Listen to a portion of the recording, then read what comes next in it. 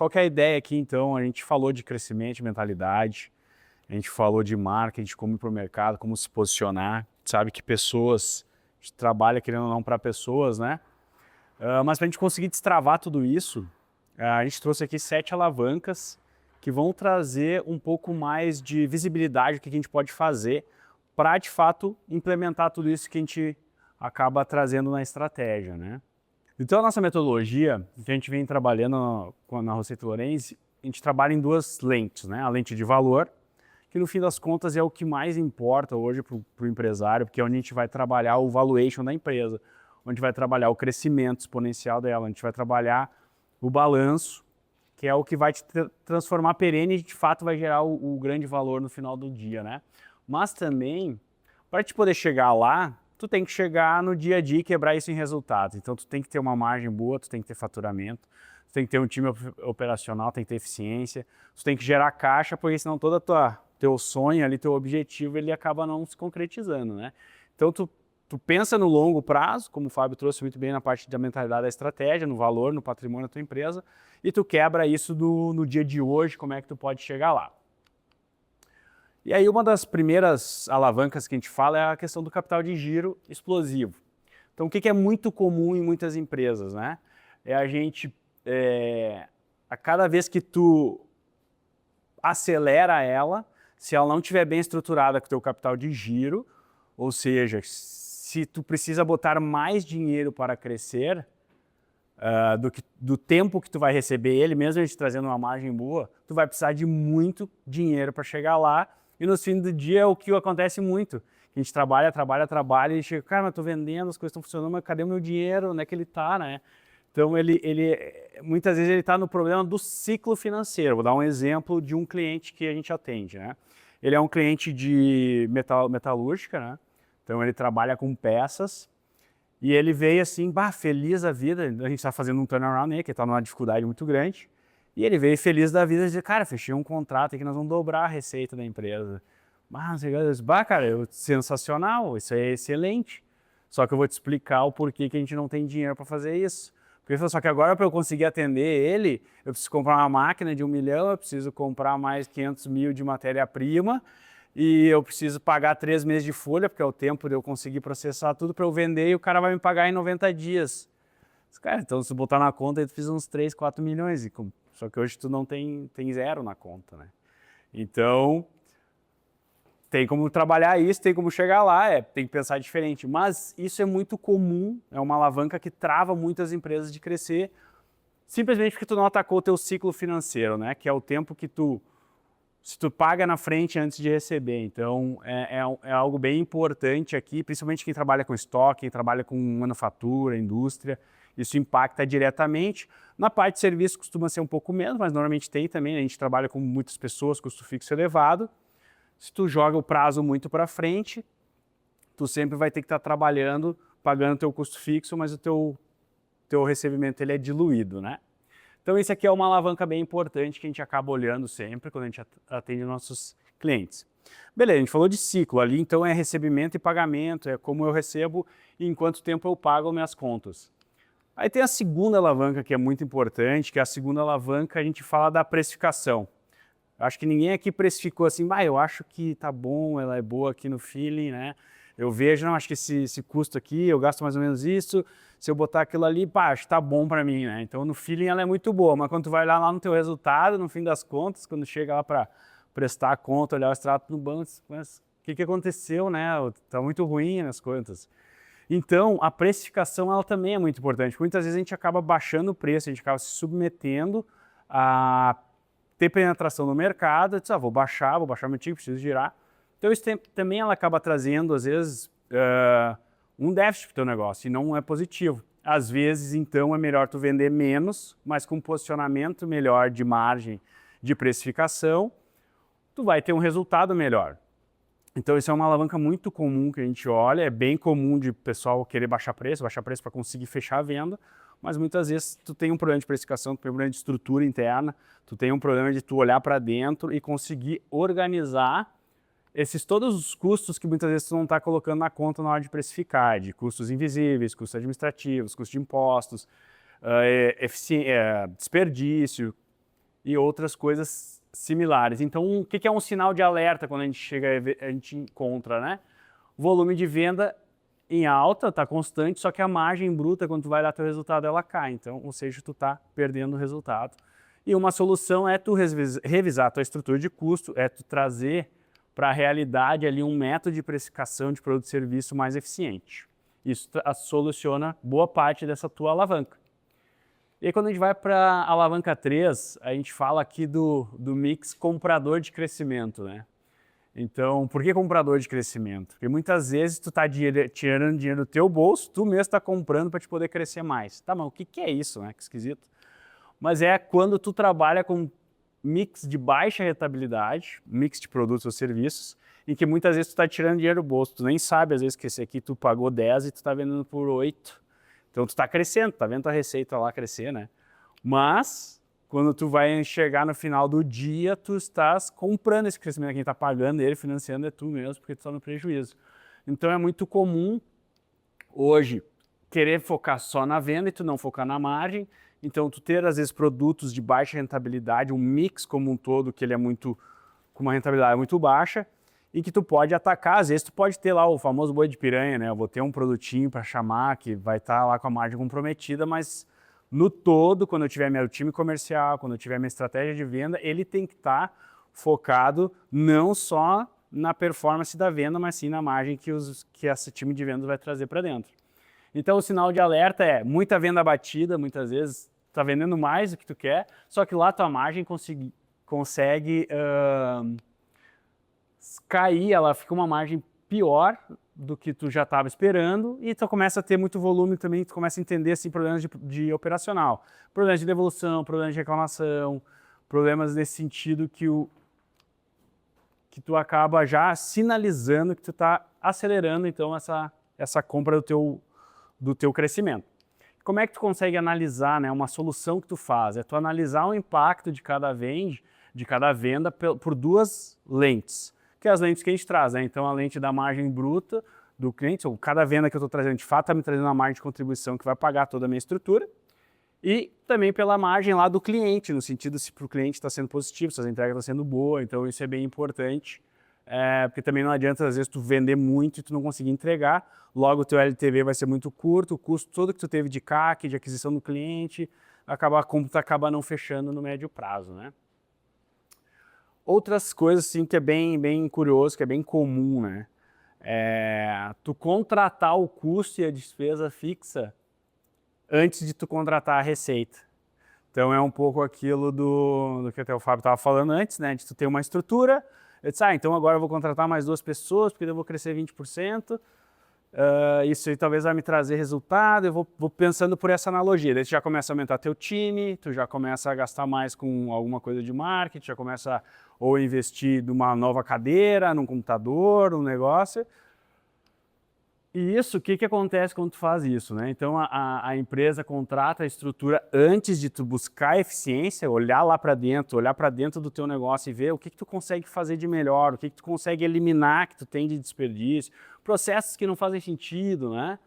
Então, revisar teu organograma, daqui a pouco tu já começa a querer, vou contratar um escritório melhor, fazer um escritório mais bonito, vou comprar um carro porque eu vou no cliente, não sei o quê.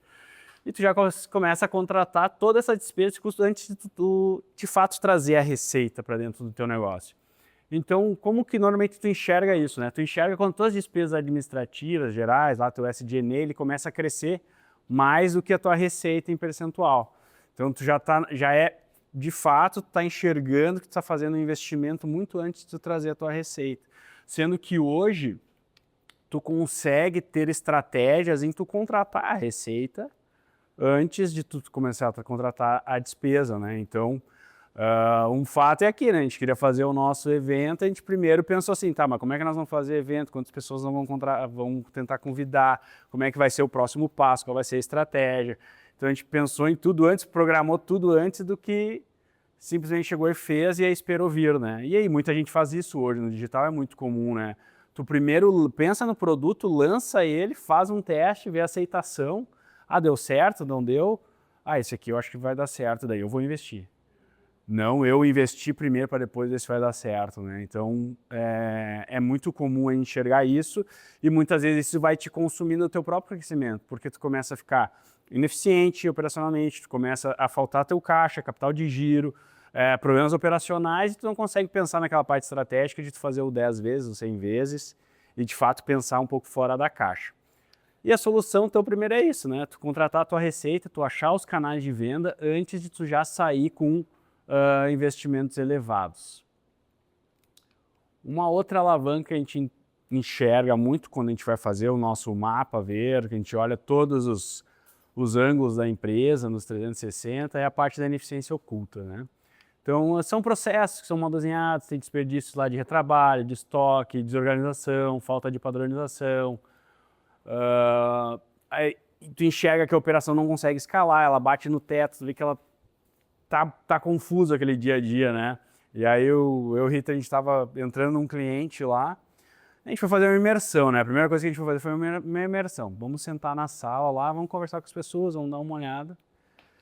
Cara, e aquela sala não parava de entrar gente. Entrava gente, saía gente, entrava gente. Mas eu preciso que tu faça um negócio isso aqui agora, mas preciso que tu faça um negócio aqui agora.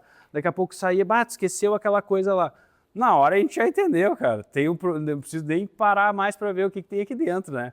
Tem um problema gigantesco de falta de processo, de organização, de eficiência operacional. Começa por ali, né?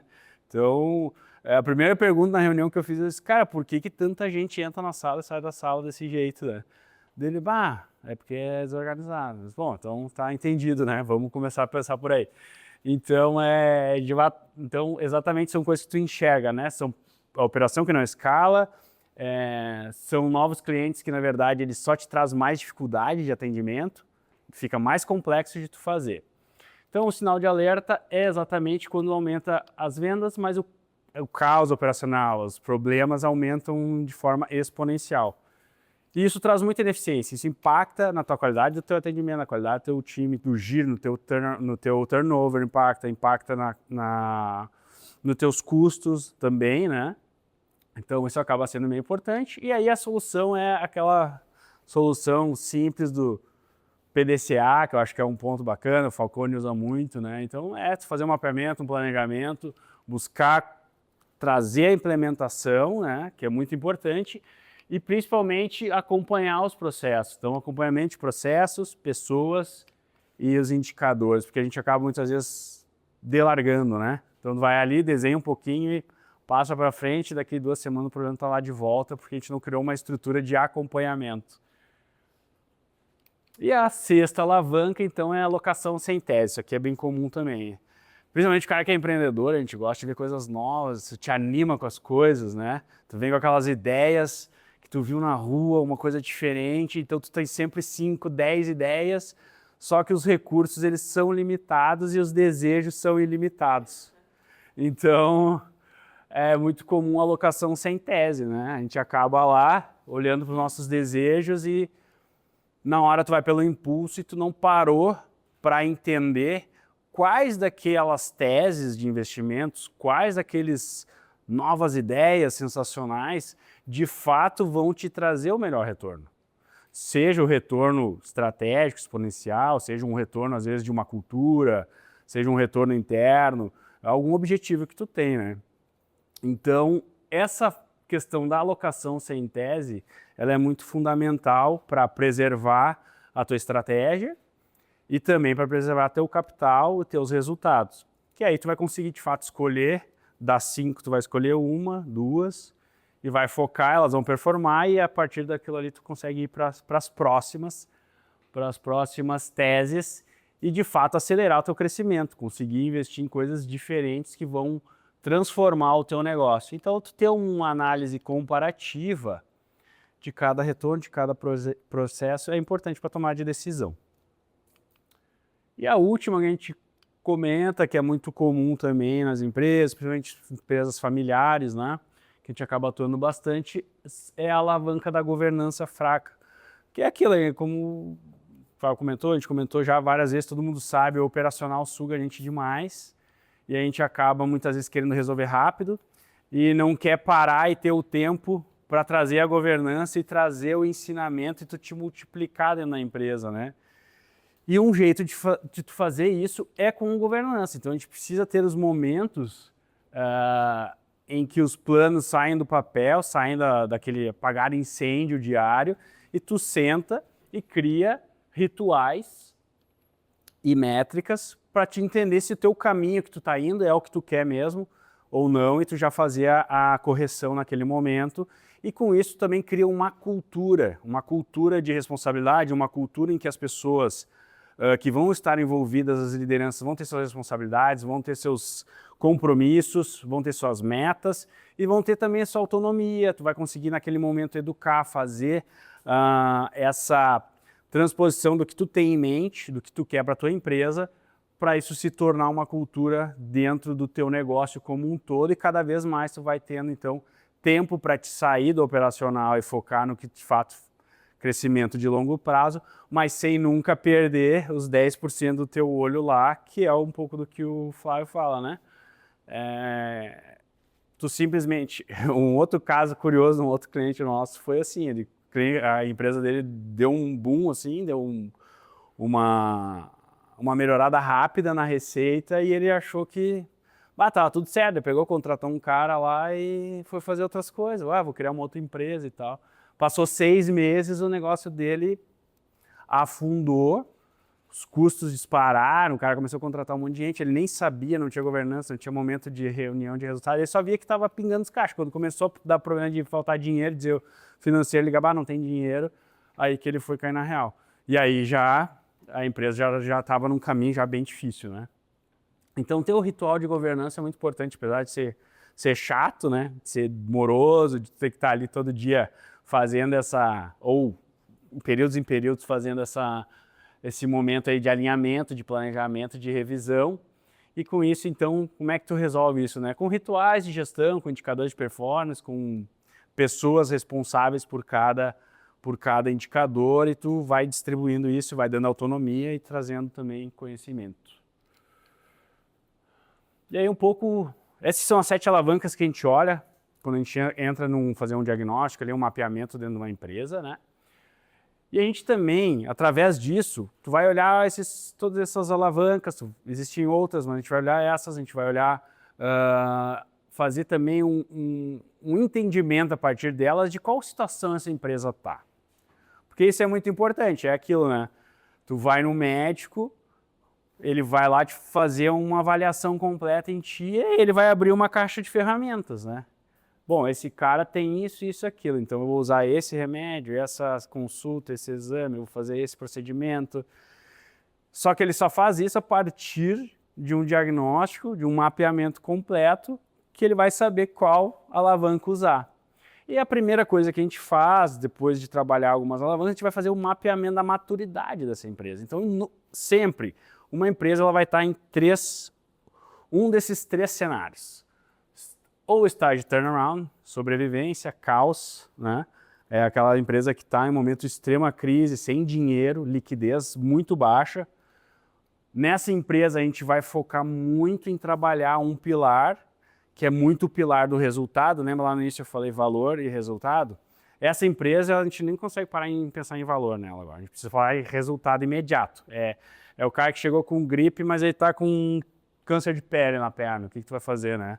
Vou focar naquilo ali, o resto aguenta ali e espera. Então, a gente vai olhar capital de giro, a gente vai olhar linhas de crédito, a gente vai olhar como é que ele está tomando as decisões, vai criar comitê de crise, vai criar comitê de fluxo de caixa. Então, sempre a empresa vai estar nesse cenário. Ou ela pode estar já no segundo cenário, que é o cenário de transformação. Então, é uma empresa que muitas vezes já está lá, já está estável, ela mais ou menos fatura bem, ela se mantém, mas com o passar do tempo, é muito comum o seguinte, empresa que não cresce, em algum momento ela vai quebrar. Por quê? Porque o mercado cresce. A economia cresce, tu vai perdendo share quando tu não cresce. E isso, o que acontece? A tua receita fica estável, mas teus custos crescem, o teu mercado cai, então fica mais complexo e tu acaba entrando nesse momento ali que tu não está num momento de extrema dificuldade, mas tu perdeu eficiência, perdeu resultado, perdeu margem. E aí é onde a gente vai trabalhar os 2 pilares, mas também trabalhar um pouco de resultado, de eficiência, de governança, já para estruturar ela, para voltar a crescer de forma sustentável. E aí, por último, aquela empresa good to great. A empresa está muito bem, mas ela não quer ser só bem, ela quer ser excelente, ela quer ser great, ela quer ser sensacional. Então aqui sim, a gente começa a trabalhar também muito o pilar de valor, de valuation, de crescimento rápido, de ser exponencial, de alto retorno sobre capital. Então aqui são empresas que já tem, a máquina já está mais azeitada, a gente precisa entrar mais com estratégia, a gente precisa entrar mais com esse crescimento exponencial e de fato gerar valor pensando em boas métricas de resultado sobre o capital investido, sobre o valor da empresa como um todo, pensar num M&A, pensar numa aquisição de outro concorrente no mercado, pensar em expandir para novos mercados, também são bem importantes. E aí sempre você vai trabalhar estratégias diferentes, por isso que é muito importante ter esse diagnóstico inicial para saber o que tu vai fazer com ela, né? E aí a provocação que a gente faz é, tá pronto para transformar o teu negócio? Se você quer quantificar essas alavancas de crescimento, saber como aumentar o valor do teu negócio e ter um plano claro de como chegar lá, a gente tem uma ferramenta importante que é o mapa de criação ver, onde a gente faz esse mapeamento completo, levanta as alavancas do teu negócio e te diz onde trabalhar com um roadmap claro, quais são as etapas claras que tu precisa fazer para sair do estágio que tu está hoje e chegar no estágio de 10x, 100x, de sair de muitas vezes de um empresário que tu fica ali quase como um escravo do teu negócio para tu ter um patrimônio diferente e um dia tu poder fazer o que tu quiser com ele, vender ou simplesmente ter uma estrutura rodando lá de ser só um investidor, né? No mundo real, básico, né? Olhando para o passado, como o Fábio trouxe, o mais comum é tu olhar para o mercado, tem que olhar para o mercado e concorrência e ver o que esses outros players fazem e quais são os diferenciais que ele tem e quais são os diferenciais que tu tem. Isso é uma baliza de comparação. A segunda baliza é tu olhar para a tua estrutura interna. Bom, daqui a pouco tem pessoas que estão fazendo um trabalho talvez não tão bom como o meu, mas como elas têm uma estrutura mais light, uma estrutura mais leve, elas conseguem precificar menos. Então, se eu trabalhar com o ticket daquele cara, eu vou ter prejuízo e não vou conseguir entregar.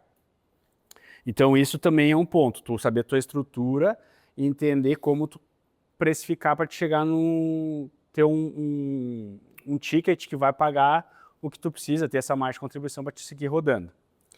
Mas isso é o que quando a gente olha para o passado, né? Só que quando tu leva isso para o cliente com uma abordagem um pouco diferente e não comparativa, às vezes trazendo a mesma nomenclatura, tu pode estar criando algo novo para ele. E algo novo ele mesmo não vai ter com o que comparar. Então fica muito mais fácil de tu trazer um ticket premium para esse cara, porque tu já está trazendo um diferencial que para ele não tem referência.